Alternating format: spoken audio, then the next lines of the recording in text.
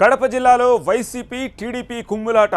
Proddatur municipal chairman ఎన్నికలో గలాట చెప్పుతో కొట్టుకున్న ఎమ్మెల్యే రాచమల్లు ప్రసాద్ తీవ్ర ఉద్రిక్తతల నడుమ ఎన్నిక వాయిదా.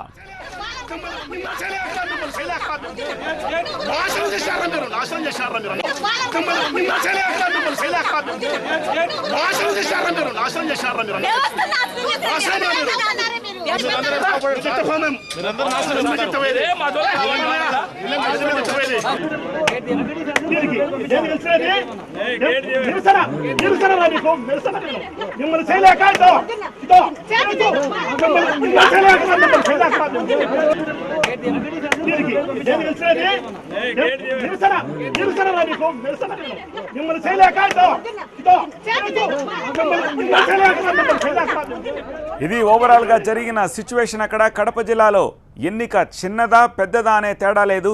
ఎన్నిక ఏదైనా సరే అధికార టీడీపీ ప్రతిపక్ష వైసీపీలు అత్యంత ప్రతిష్టాత్మకంగా తీసుకుని పోరాడుతూ ఉంటాయి. తాజాగా ప్రొద్దుటూరు మున్సిపల్ చైర్మన్ ఎన్నికను రెండు పార్టీలు రాజకీయ ఆధిపత్య పోరాటానికి వేదిక చేసుకున్నాయి.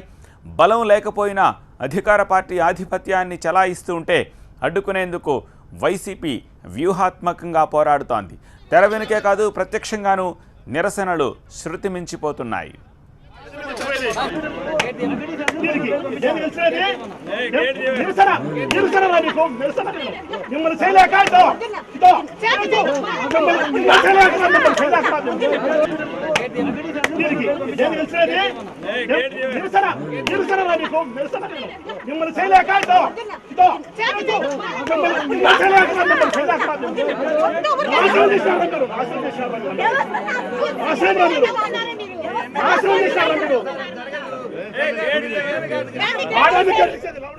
మొన్న ఎమ్మెల్సీ ఎన్నికలు, ఇప్పుడు మున్సిపల్ చైర్మన్ ఎన్నికలోనూ రాజకీయ ఎత్తుగడలు పతాక స్థాయికి చేరుకోవడంతో జిల్లాలో political heat summer హీట్ను మించిపోతోంది.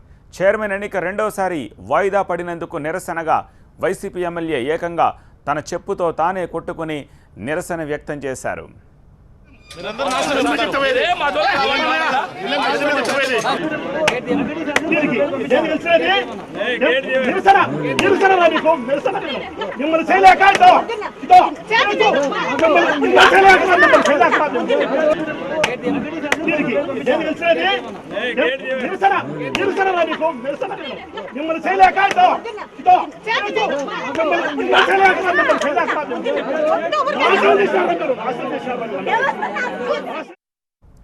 TDP YCP సభ్యుల ఘర్షణతో వరుసగా రెండవసారి ప్రొద్దుటూరు మున్సిపల్ చైర్మన్ ఎన్నిక వాయిదా పడింది. టీడీపీలోనే వరదరాజులరెడ్డి, లింగారెడ్డిల మధ్య కూడా ఆధిపత్య పోరాటం నెలకొనడంతో ఉన్న విభేదాల్ని టీడీపీలో వైసీపీ అనుకూలంగా మార్చుకునే ప్రయత్నంలో రచ్చ మరింత పెరిగింది. పోటాపోటీ నినాదాలు, ఘర్షణలతో మున్సిపల్ కార్యాలయ ప్రాంగణం రణరంగంగా మారింది. ఒకానొక సమయంలో టీడీపీ కౌన్సిలర్లు కేబుల్ వైర్ను మెడకు చుట్టుకుని నిరసన తెలిపారు. కొంతమంది కుర్చీలు విరగ్గొట్టి ఆగ్రహాన్ని వ్యక్తం చేశారు.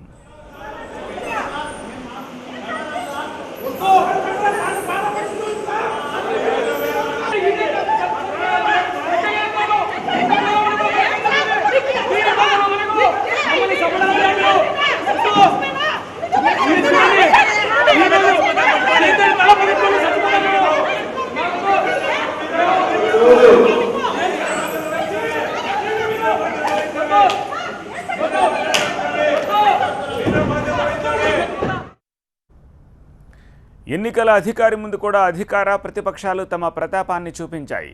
ఎమ్మెల్యే రాచమల్లు ప్రసాద్ రిటర్నింగ్ అధికారిని అడ్డుకునేందుకు విఫలయత్నం చేశారు. పోలీసులు ఎంత వారించినా వారిని ఏమాత్రం పట్టించుకొని వైసీపీ టీడీపీ నేతలు మున్సిపల్ కార్యాలయంలో రచ్చరచ్చ చేశారు.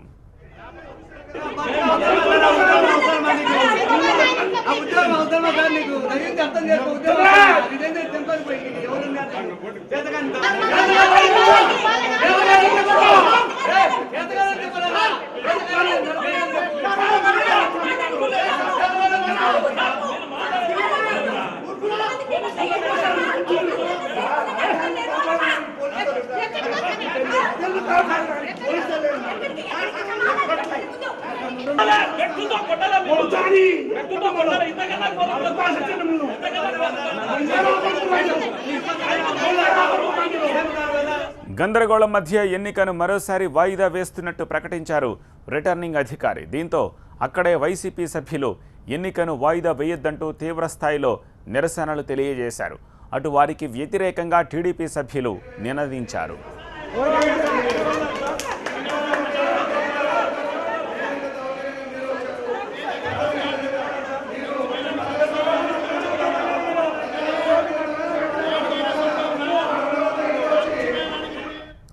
మున్సిపల్ చైర్మన్ ఎన్నిక విషయంలో ప్రభుత్వ తీరును, అధికారుల తీరును తీవ్రంగా తప్పుపట్టిన ఎమ్మెల్యే రాచమల్లు ప్రసాద్ చెప్పుతో నిరసన వ్యక్తం చేయడంతో పాటు తన శాసనసభ సభ్యత్వానికి రాజీనామా చేస్తున్నట్టు ప్రకటించారు.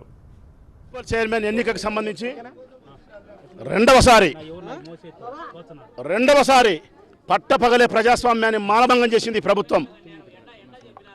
చంద్రబాబు నాయుడు ఆదేశాలకు అనుకూలంగా ముక్తిగా నడుచుకోలేదని చెప్పి మెజార్టీ సభ్యులు 27 మంది కోరం ఉన్నప్పటికీ రెండవసారి వాళ్ళ ఇష్టానుసారం వీధి రౌడీలాగా తెలుగుదేశం పార్టీ సంబంధించిన 2-3 కౌన్సిలర్లు ప్రవర్తిస్తే ఆర్డీఓ గారు, కలెక్టర్ గారు, పోలీసులు అందరూ చంద్రబాబు నాయుడుకు తొత్తులై ప్రజాస్వామ్యం పట్ల విశ్వాసం లేని కుక్కలై వీళ్ళు ఇష్టానుసారం ప్రవర్తించినారు.